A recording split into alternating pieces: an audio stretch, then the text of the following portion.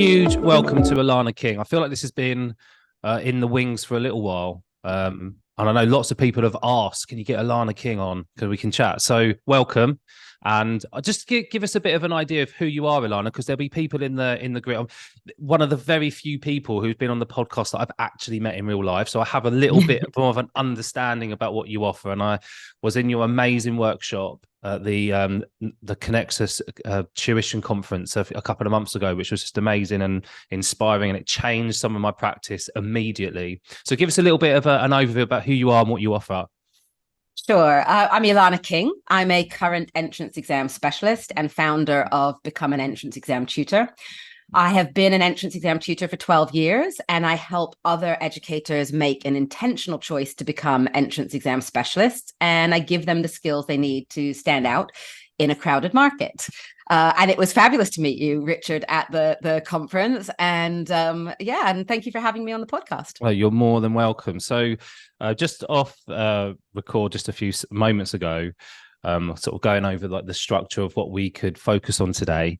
The one thing that really sort of piqued my interest as I've got to know about you more, like before I met you, and then experiencing your workshop, which was essentially like how you would structure a session and give away some of your activities that you do. The one thing that stands out through all the other research, like all the social media stalking and going through all of your stuff on there, Ilana, and trying to get a bit of a better idea about how you work and your ethos, it was this idea that the well-being of the overall student, like not just focusing on the exam and taking a more of a holistic view of what actually it takes to, one, I suppose, be a good 7+ or 11+ candidate, but actually not just focusing on how to answer questions. So how did you get towards that ethos overall?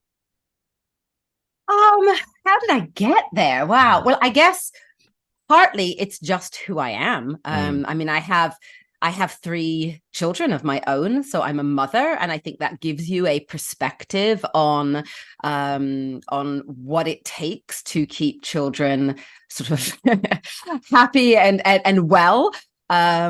So I guess it comes from that, and then I guess it also comes from just seeing what's worked over the years. I mean, I've never been a teacher who focuses on paper, and in fact, it's one of the reasons I left teaching in the first place is that focus and not being able to really just think about the child as an individual. I'll freak you all out now, but I'm old, and back in the day when I was teaching reception in a classroom, I had something like 35 children in the class with no teaching assistants. It didn't exist back then. And, you know, we had just brought in literacy hour and numeracy hour and things like that. And it went against everything. This was pre me having children, but it went against everything that I kind of believed in about child development. I had recently done my degree it was a psychology degree in child development and things like that, and I come into the classroom and it was like, oh my god, this is not what I signed up for, and it's one of the reasons I left. So everything I did after that was really about putting the focus of the child first. So when we're thinking about entrance exam tuition, some of my students are as young as 5 when I'm working with them, because I specialize in 7+ entrance exams, and some of them are as old as 10, right, and just about to turn 11. So I mean, it is a little bit of a range, but even the 10-year-olds they're young. I mean, 10 is not old. It's old in terms of the numbers of the students that I have. It's at the older end, but they're still quite young. And so when we're focusing on the entrance exam journey, we need to really be thinking about more than the end result. And of course, the end result that we all want is for them to get into their school of choice. And I want it, and the child wants it, and the parents want it. So of course, that's what we're working towards. But if we only focus on that end result, then we're not going to get the best out of the child, because every single thing we do is going to be about, can you get this right? Are you going to answer this question? And that's not the way to teach, full stop, for anybody, whether it's for entrance exams or not. So when I start with a child, I have a very long meeting, usually with the parents, and get a real sense of what it is the parents are looking for. And I'm really honest with parents from the beginning that there's no guarantees, and it doesn't really matter what we all think and how good the child is. You know, having done this for 12 years, I've had students who absolutely should have got into St. Paul's and Westminster, aced every test, were perfect candidates, didn't get in on the day. There's no accounting for what actually is going to happen on the day. There's no guarantees. So I'm really, really upfront with parents. I'm really honest. In that first discovery call I have with them before they've even signed up with me, I am brutally honest. And I think that that's the way to set up on a good relationship with parents, because if you say to them, yeah, absolutely, I can get your child into this school, you're only setting yourself up for problems down the line. So I start with that kind of connection with the parents, and then it's a connection with the child. And, you know, you were in my session, Richard. I'm all about the fun. So my sessions teach, absolutely, they teach. They're value added. I mean, otherwise, why would parents be spending as much money as they spend on me? But I try to do that through really engaging and fun games. There's none of this paper-based practice tests and things like that. So that connection with the child happens from the very first session. I connect with them. I make them want to come back and do this with me every week. Otherwise, it's going to be a very long slog in front of us, right? So connect with the parents, connect with the child, and then support them and think about what's going on with them every step of the way. So every session starts with the same question, whether they're 5 or whether they're 10. How was your day today? Is the very first question I ask. And the answer I get, whether they're 5 or they're 10, is going to be very different, right? When they're 5, I'm often hearing about what they had for snack at school, or, you know, or their cat or whatever. It doesn't really matter, but it just gives you that sense of how they are that day, so that I can make sure that I adjust accordingly. And I'm thinking about how they are that day, and not just barrel ahead with whatever I've planned. And, you know, if they've had a really difficult day, sometimes you just see it as they come and sit. I teach online. So as they come and sit down in front of the computer, you know, you can almost, if you get to know them, you can just see it in them, whether it's a stressful time or not a stressful time. And then you can kind of adjust your teaching and adjust your I don't know, the tone and everything that you do to support that.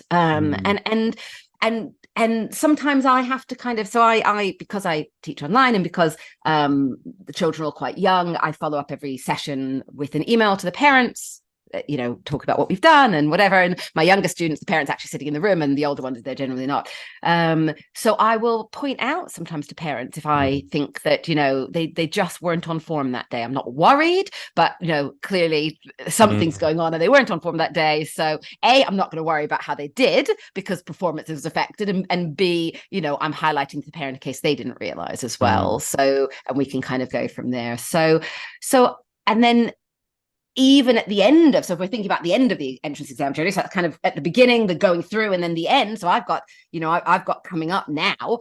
So all of my students sit private school rather than grammar school exams. So they haven't happened, or they are just about to happen. And, you know, we're just literally right there. So I've got sessions coming up in the next week or two, which will be last sessions before exams with those students. And so we're at the end of the journey. And, you know, even that is about connecting with them. I like to tell my students, my young students in particular, but even my older ones, that they take me into the exam with them. I magic, and I shrink myself down, and I become invisible, and I sit on their shoulder, and mum puts me on their shoulder before they go into the exam, and I'm there to support them, but not just support them. I remind them I'm going to be poking them and reminding them to do things in the middle of the exam, but I'm also there as their support in the exam, and they can't tell anybody because I'm not allowed in there, so not to let anybody know I'm sitting on their shoulder, you know, things like that. So it's about so much more. Nothing I mentioned from beginning to end just then had anything about teaching, right? It wasn't about the teaching. It was about just being part of the family. I connect with the families.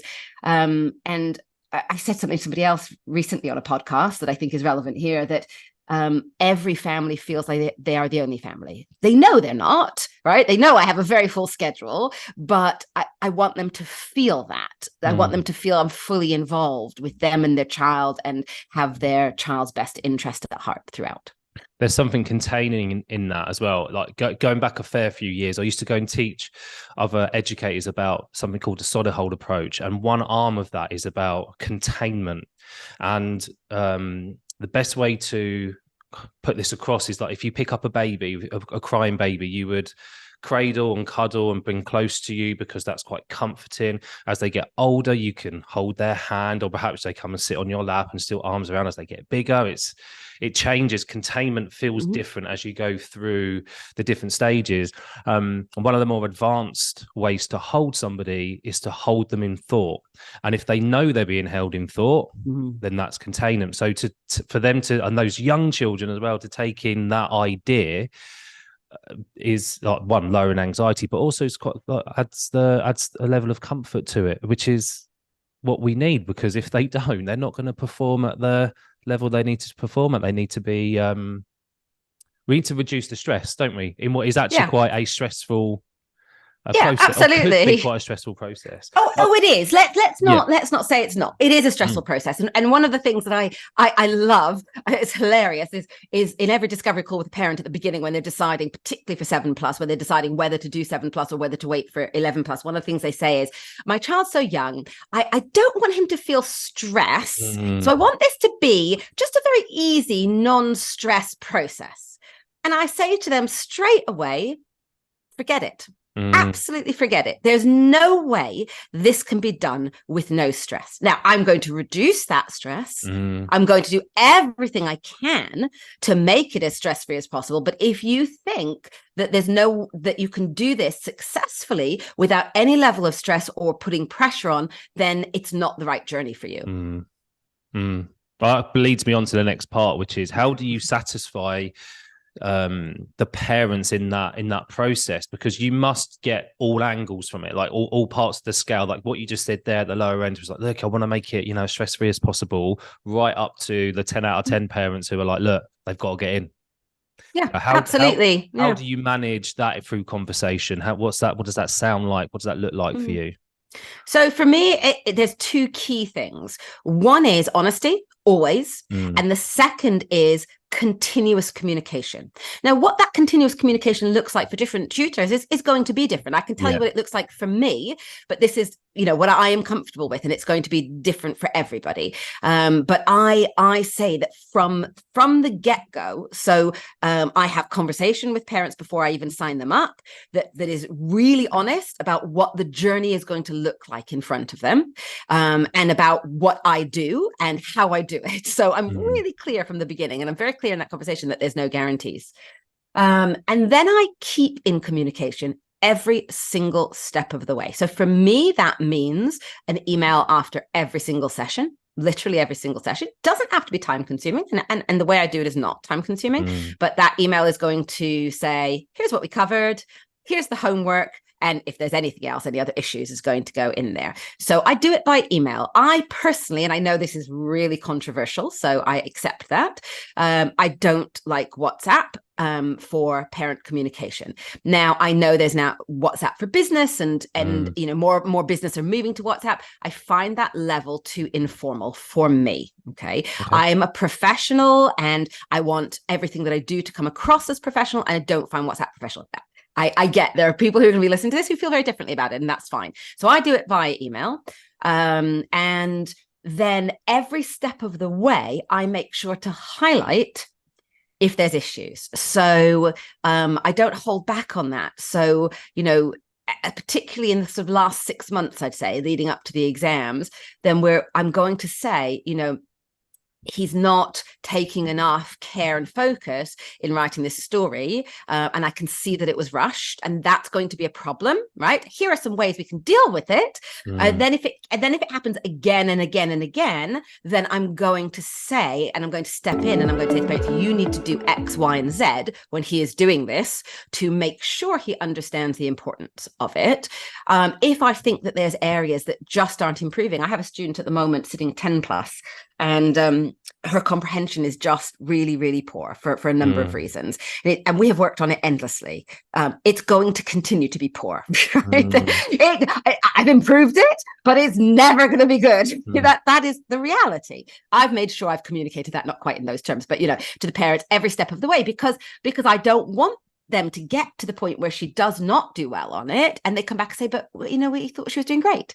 So how do you avoid the problems? Be honest and communicate regularly with the parents.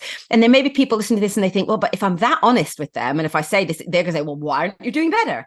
But no, you've got to come at it from a point of confidence, knowledge. So when I say a child isn't doing well on something, the parent knows, because I've sent an email every single session, that we have been working on this and continue to work on it. And here's how we're working on it.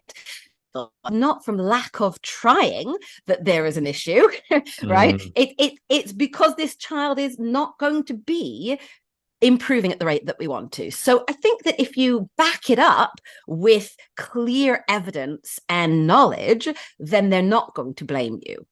Do you feel like there's something counterintuitive that actually happens when you do this? So this is my experience of it. When I go to a parent and say, look, and it's going to be the same with 7+, 10+, 11+, because it's not just a knowledge test. It's actually knowledge and recall speed and being able to work things out in a sort of a magical time frame, which often feels really uncomfortable for the children at first. I often say to parents, look, the knowledge is there, but if this is the truth, this is what I'd say, that the knowledge is there, because I've got this at the moment. The knowledge is there, but it's just about 3 minutes too slow per question. Like we've got a minute to do it, but it's taking 3 or 4, and it's still early and we've still got time, but that's still quite a big hurdle to jump and find a solution to in the time frame that we've got, which is actually, we've still got 8 months left, but it's still, I need to be honest now, because then we can start doing something about it. But still the long-term aim of being able to reduce that time is quite harrowing for everybody, and including I'm not like on the child's case in here. I just want to make sure they've got the knowledge. So in that case, I'm saying it's probably not going to happen. Yeah, but I say that. Yeah, and we have those frank conversations, and I think the fear that most people would feel is like, well, they won't do it anymore then, and that's probably, that could happen, but actually I find the opposite actually happens. I find that instead of them leaving, they'll say, well, what else can we do? And in some cases, I would say, look, even having an extra session a week, I'm probably not going to make that much of a difference at the moment. But there might be times in the future and we'll look at it. But should we stop looking at maybe the verbal and the non-verbal reasoning and just really focus on the areas that will really impact at school to give them the confidence? And that's when they go, oh yeah, such a good idea, because they've already become emotionally invested in the tuition anyway. And so often when I first started out, I'd be like, I can't tell them because they'll leave, because I was scared about the business. But actually it was counterintuitive, because what happened was they often asked for more, and because of the honest conversation, we could switch it around to what the child actually needed. Look, parents aren't idiots. No. I'm a parent. I'm not an idiot. You're a parent. You're not an idiot, right?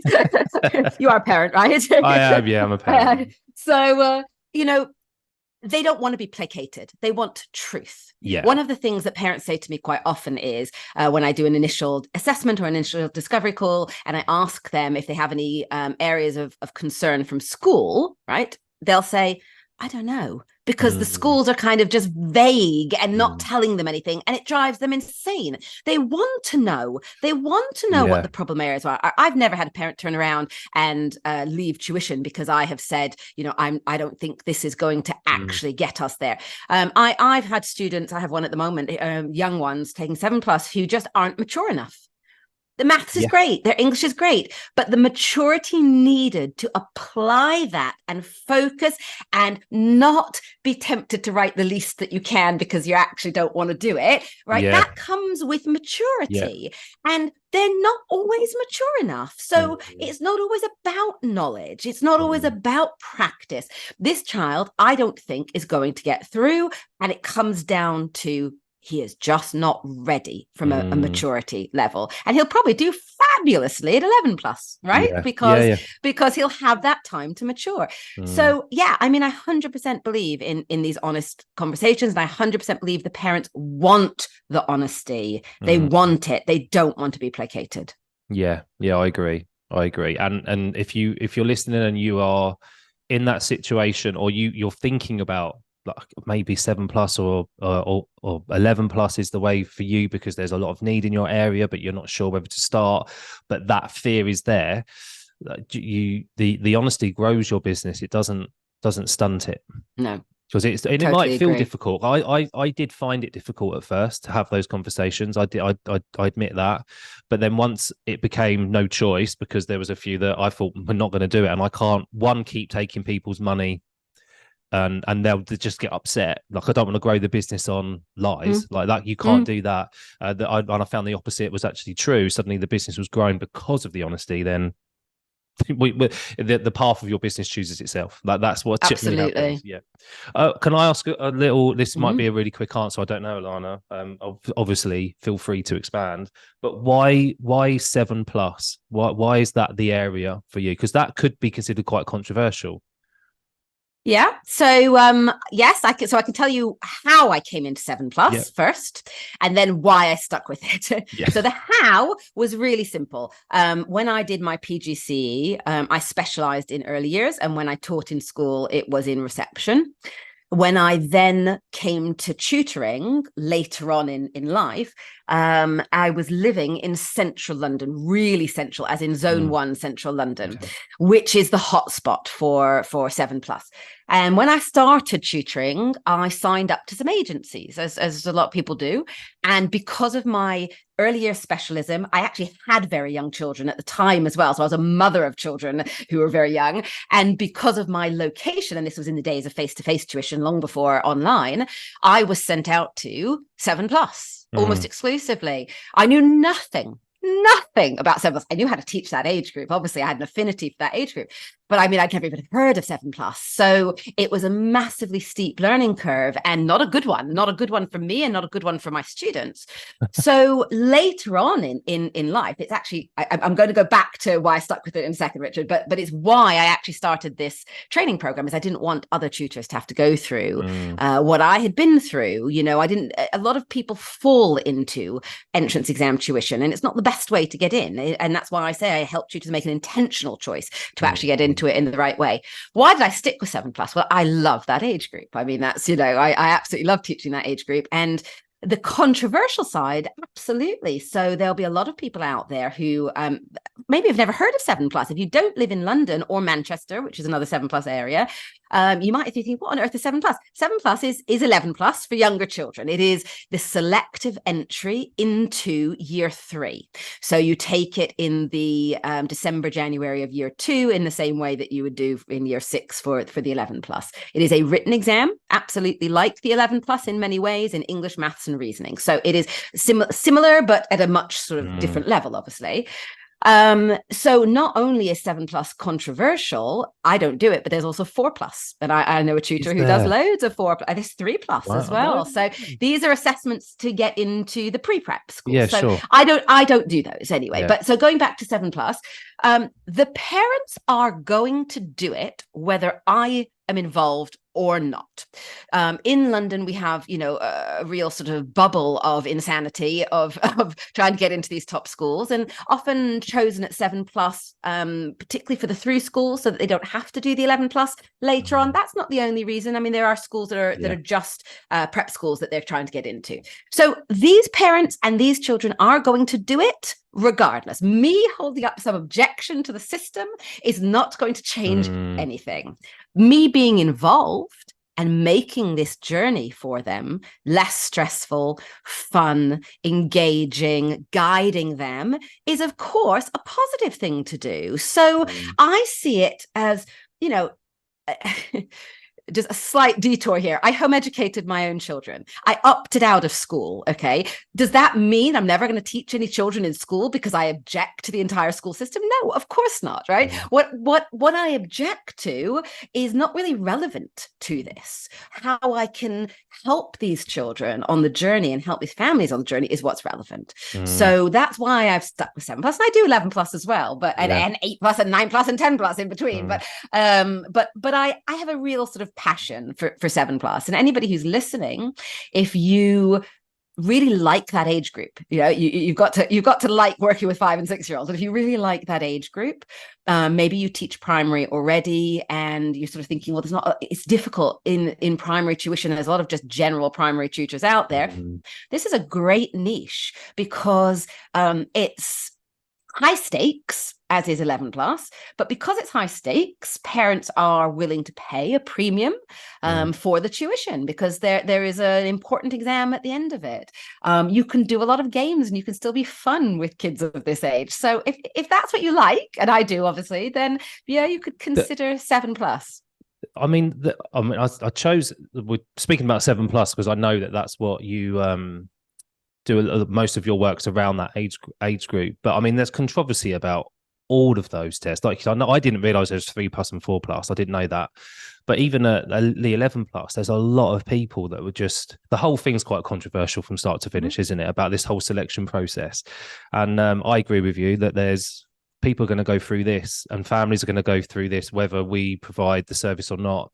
And I think this for the year 5s that come through with me, if they were to open up a reasoning paper and not have had any work or any, whether it's tuition through a tutor or tuition from their parent, whichever way they want to go, if they've not had any practice on that, I mean, how would they feel opening up that page? And I think if I can take away some of that stress, and actually force them to like it, like show them that it can be fun and that it's just puzzles that they need to solve, and it's just become problem solvers themselves. And the idea that they can just look at learning in a different way, it's not like school, and have a bit of fun with it along the way, obviously, then I think that we're doing our jobs to the best of our ability doing it like that. And coupled with everything else you said around honesty, regular communication, and almost like hand holding all the way through to the point where you are with them when they're taking the test, even if it's just in thought, I think is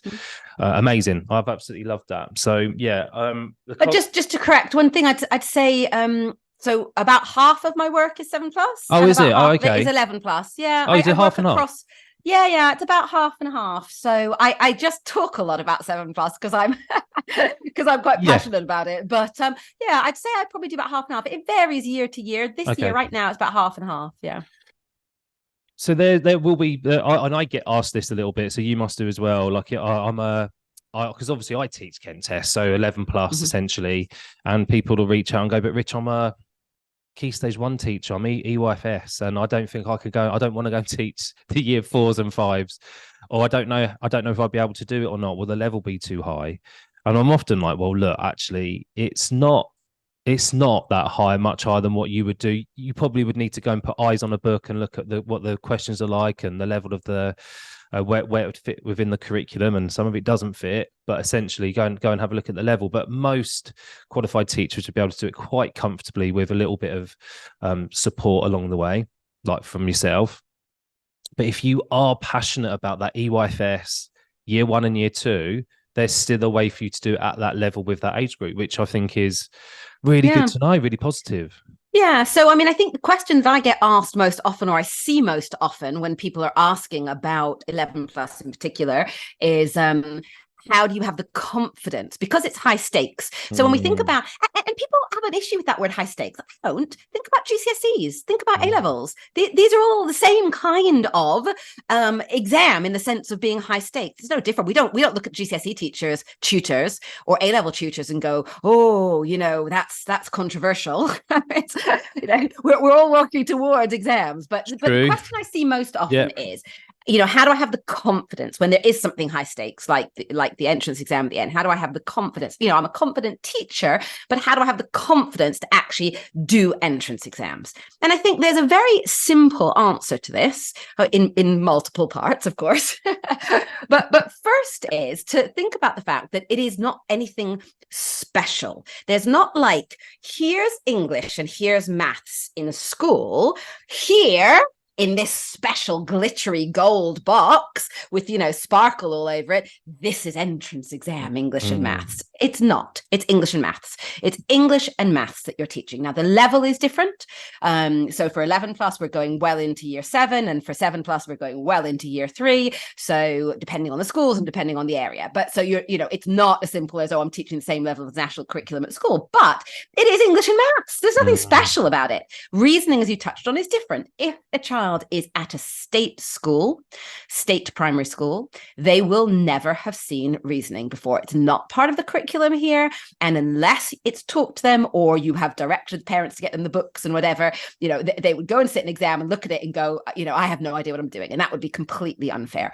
If they're at a prep school, a lot of my students are, so my year 5s are all in prep schools. They are prepping already and they are doing reasoning at school. So there is a definite imbalance there. But yes, so it's nothing. So how do you become confident? First of all, know that it is nothing special. If you can teach English and maths, you can teach this, right? And reasoning, you can teach yourself and then teach it. Then second of all, it's about having knowledge. If you have knowledge, you will have confidence. One comes before the other. What is the knowledge of? Well, as we said, it's not special English and math, so it's not knowledge of that, but it's knowledge of the schools that your students are preparing for. So it's going to be different. Where Richard is, they're preparing for a very specific grammar school exam that is unique to that area. My students are preparing primarily for some very top London private schools. Other areas, I have a colleague who works in Sutton, and it's a Sutton Select Eligibility Test. It's every area has either a different grammar school, if you're in a grammar school area, type of exam, or the private school exam. So the knowledge comes from knowing what exactly these exams are that your particular students will sit. Because I help teach, because I train tutors from all over the UK, I will get them saying, well, do you know what exam it is for this particular school in, some town I've never heard of in England? No, of course I don't, because I'm not a library of knowledge of every test in every area of the UK. I don't need to be, but you don't need to be either as a tutor. You just need to know your area, if it's geographical or if you're working online, the ones that your students are sitting for. You need to do your research. You need to actually find out about the entrance process, the type of exams. They are different. There is no single, I feel like I have this sort of phrase on repeat. There is no single 11 plus test. There is a word 11 plus that covers 25 different kinds of tests. They all test English and maths, but they are different, so you've got to do your research. So if you have that area of knowledge, that will give you the confidence. And then the third thing that I would add to that is actually doing the preparation and understanding how you're going to teach this. So the thing that I cannot stand and brings no value to parents is just going through lots and lots of papers, practice papers. We call them past papers. Lots of areas don't have past papers, but practice papers. There are lots of commercial papers out there. A parent can sit and do that with the child. The child can do that on their own. There's no value added in that. So planning how you are going to teach, because that is your job as a tutor, is to teach. In a non-paper based, preferably way, is my view, as much as possible. And how you're going to map that out and take the child on a journey from where they begin to where they need to end up. If you have all of that in place before you actually start, so be proactive and not reactive to getting a student and going, oh my God, I've got no idea what I'm going to do. I think would then give you the confidence to enter that market. Now, I will tack on, obviously, the fourth thing, which is do some training. And yes, I am going to plug myself here, because as far as I know, I think I have the only, and I'd be really interested if anybody listening has come across another, but as far as I know, I think I have the only sort of comprehensive training program for entrance exams. And, every tutor who takes my program comes out of it saying, oh, I now feel confident to do this. So 4 levels, I guess, of building up that confidence so that you can go and actually teach it. We'll make sure that we share the link, and so people can come find you and see the course. And so they can all the social links as well, so that people can connect with you in all the different places that you are. Because I was saying before, actually, before we started recording, that you are your Instagram is really like active. I know you're active on LinkedIn because we connect on there regularly. So yeah, people can come and find out a bit more about you. So that's really good. absolutely. So if you are sat there kind of wondering, like, actually, is this for me? You can go and find out, and we'll make sure all the links are there for you to make it. And I've got a YouTube channel, which is free, obviously, with loads of teaching ideas that you can actually, little short teaching ideas, 5-minute teaching ideas that you can put into your sessions for both 7+ and 11+. Yeah. Now, I've got some questions on Facebook. One you just answered, actually. It was about how to build confidence. That's really good. I'm going to skip one and come back to that in a second. Actually, you've answered 2 of them about preparation. How do you prepare? That was answered. Do your work up front. Get yourself prepared before you start offering it. Have a look at what the course should entail. What do you need to go and get and then get some ideas for your sessions, plan them out, because that's what teaching is. And the other one was about how to build overall confidence. There's one here that says about what makes someone a specialist, and there wasn't awareness or qualification as such. And I think this might be down to opinions on what we class as a specialist, really. So what I would say is a specialist is somebody who has been teaching whatever that is, in this case, entrance exams, for a long time, with a track record, but more than that, okay, somebody who keeps up to date with their own training and with what's happening in their niche, whether that's entrance exams or GCSEs, whatever. Things change. If I could say, well, I trained 12 years ago and I know all about entrance exams from 12 years ago. Well, in the last 6 months, in the last 2 months, schools have changed what they're doing. It's a constantly evolving situation. So to be a specialist, I think you need to embrace updating your knowledge on a regular basis. I call myself a specialist because I have been doing this for 12 years. I have been doing it regularly for 12. It's not sporadically, right? Every single entrance exam season, I have a number of students sitting a number of different exams and different types of exams. I keep my knowledge very up to date. I'm constantly updating my knowledge of the schools. And of course, I teach other educators. I'm constantly talking. I mean, Richard, you spoke about connecting with me on different channels.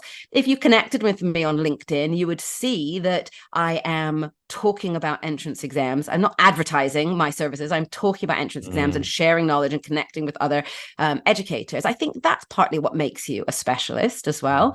And I think also just when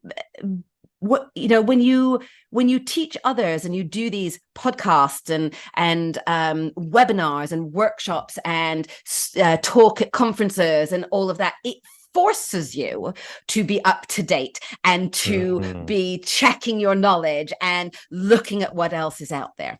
Yeah, that's how I define myself as a specialist. And I've got nothing to add to that. Well, I'm going to add one thing because it just answers the question that you were asked on Facebook. There is no official training. So if someone wants to train to be a teacher, you have your qualified teacher training.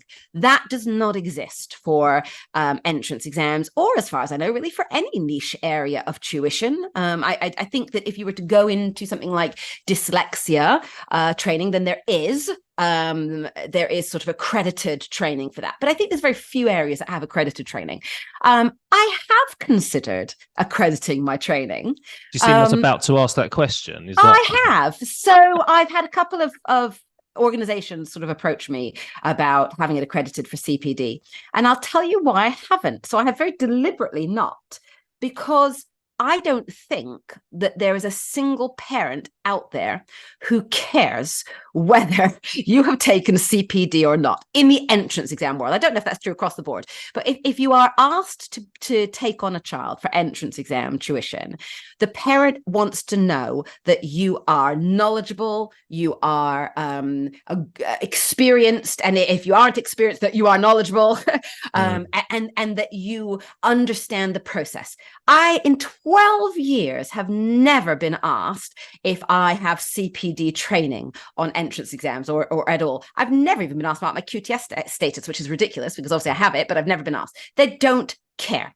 So as a tutor, your reason for training in entrance exams is to give you the skills and knowledge you need to go into that area. It has nothing to do with parents. So the parents don't care. So to accredit mine for CPD, for what purpose? As tutors out of school, we don't need to collect CPD points, right? We're not using that for anything. So if you want to show and say that you've taken my training, great. I don't think the parents are going to care. I really don't. It's about setting you up as in the position that you need to go out there with confidence and show the parents you have confidence. So I have not done CPD. I have not accredited it. That's interesting, because I won't go into it now, but I've also considered CPD and taken a step back over the last couple of months for similar reasons, but also there was something else that was niggling. Perhaps I might pick your brains once we stop recording, because I'd like, because I'm sure you've been a bit further on in the process. There's one final question. And I'm asking it because this is something which I've often come back and asked myself and tried to find answers to. And I don't know whether you've got the answer to this, because I think when I was chatting to you when we was in, I'm going to say Manchester. I know it wasn't. It was close to Manchester. It wasn't. It was much harder to get to than Manchester. It was. Not non-verbal reasoning. You don't do that, do you? Step away from that. Is that right? So that's right. This is the question. It's like, how do you create your own resources on a non-verbal reason? Have you ever met anybody that actually draws them and creates them? No, I mean, no. You have. Yes. I know an agency that does, that has, so I used to work with an agency to train their tutors in entrance exams, and they have their experienced tutors writing papers, right, that they use. And I think they have some kind of software they use to create the pictures you need. But so I take a step back. I don't teach NVR to students because I hate it with a passion. And I'm lucky enough to be in a position where I can pick and choose what I teach. That said, I taught myself NVR, and I'm confident in it, and I do assess students and things with NVR. So I speak from a position of knowledge. What I would say is, and what I say to parents is, that with NVR, and this is true of VR as well, which I do teach. So I always recommend going through the books. Okay. So the published books out there, Bond, CGP, Schofield Sims, Galore Park, there's 1,000 publishers, it doesn't matter. So going through the books, and I always say, go a step or two back. So if you're an 8-year-old or a 9-year-old, go back to do the 6 to 7-year-old ones, because what happens then is they're easy. They're fun, and you zip through them, right? And then you start to build that confidence in the student, and then they can progress. Then when they're actually getting stuck, which is what happens, so as they get to the trickier ones and they need help, that's when the tutor, I believe, steps in and actually teaches. And what they teach is some things I showed in the session that we did at the Connexus conference. So I could show you, but I just realized it's a podcast. But I mean, I'm going to show you, Richard. I'll explain them. But I didn't have these at the conference. But these are fabulous. You can buy them. These are what I'm holding up is tiles. These are magnetic, square, colorful tiles with wipe clean whiteboards in the middle of them, and they pull apart, and you can lay them out and connect them as the open nets in different configurations, and then actually put the nets together. So, and you can use the whiteboard bit in the middle to actually, because some of the questions will have like shapes or symbols on, and you can replicate those on there. And if you haven't got these, you can actually use magnetiles. So you don't actually have to buy these kind of like more expensive specialist ones, but things like that, or cutting out paper and doing them like that. So what I spoke about at the conference and is, I actually think that people who are bad at NVR make excellent teachers, right, of NVR, because they understand how hard it is. Those who are really good at it, those who are really good at it, just look at the paper. We had this at the conference, a massive room full of tutors. Half of them looked at the NVR stuff and was like, and just like, they didn't even need to move. They just knew it. They looked at it and they knew it. The other half were like, what? And then we got the physical stuff out, and then you can break it down. And if you've struggled with it yourself, then you can actually teach it better. And say for me, I love verbal reasoning, but for those who find verbal reasoning quite challenging as a tutor because they're kind of maths and NVR people, again, working through the books and understanding how hard it is for yourself, you can then understand the problems your student is having.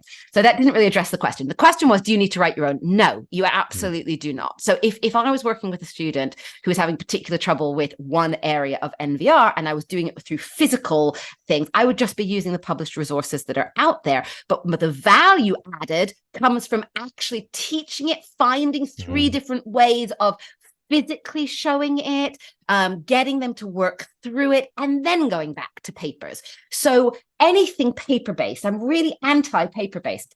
Don't get me wrong, my students do practice papers. I would be a very bad entrance exam tutor if they weren't.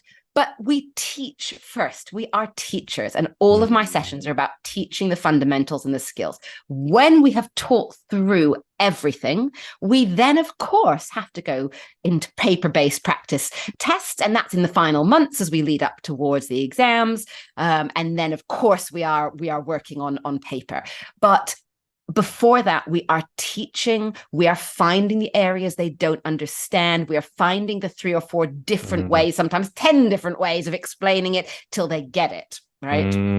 Yeah, 100% with you, 100%. And I think, again, this comes back to, and this is probably a good way to wrap it up, is that you were saying earlier on about that continuous communication with parents.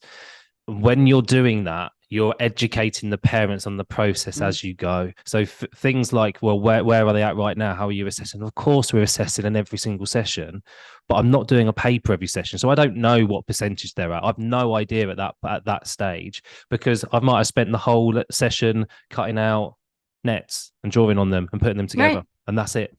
And another time I might just be moving letters around when we've got to move one letter from one word into another, for a bit of verbal reasoning. So sometimes that's it, and that will build up to a bigger picture at some point. But it's communicating. You've got to educate the parents on the process as well, haven't you? And communicating from a place of knowledge, not just about the schools, but about the student. So, so you're continually assessing the student against the attainment targets they need for success on the exam, so that when you actually talk to a parent, you're saying, well, they're doing great in these areas, and you're listing attainment targets, but these are the attainment targets we actually still need to work on. I know it sounds very schooly, having charts and lists and all that, but actually I think it's really important. And plug, I do provide attainment target charts for every subject module in the training, so that you can use those with your students and have that confidence to be able to speak to parents from a place of knowledge. Plug away, Ilana. That's absolutely fine. Well, that's not why. We're going to give it a really big plug. It's all good. So tell us a little bit about the course, and we'll leave it there so that people have that call to action into clicking the link and finding out more. Okay, so the course is designed for anybody who already teaches, right? You are a teacher in one way or another who wants to get into entrance exams. It's divided into modules that are either 7+ or 11+, because they're quite different in the way that you teach them. And they are subject-specific modules. So how to teach writing for 11+, how to teach comprehension for 11+, how to teach NVR for 11+, etc. So that in each module, these are pre-recorded. So there are lessons, you watch the recordings, and each one takes you through that process. How do you take a student from the moment you meet them, right? And whatever point they're at, through a very logical, I actually use flowcharts, where your student is on the flowchart and what you do next kind of thing. How do you take them through a logical way of teaching for these particular skills that they need, and how do you assess them? There's attainment target charts to use for assessment and for continual tracking, obviously, and with teaching ideas in there as well. But it's not just about the teaching ideas; it's much more about the method. I can't actually say the word now. Methodological. That will do. That we know what that means. Thank you. To taking that student from the beginning to exam success, including the exam techniques they need for each specific area. Amazing. Ilana, thank you so much for your time. That was so helpful. And we probably haven't really scratched the surface, really. Oh, there's always more. Always more, which we'll save for another time. Yeah. I'm a big believer that you can use 7+ or whatever, whichever one that you're thinking of doing, right up to 11+ and beyond. Like if you think outside of just that test or that moment, there's so much that children can get from the whole process, and it's being used as a vehicle for something much bigger than just that one test. So, and that's what came through from our conversation today for me. So thank you so much, Ilana. I really appreciate your time. No problem. Thank you for having me.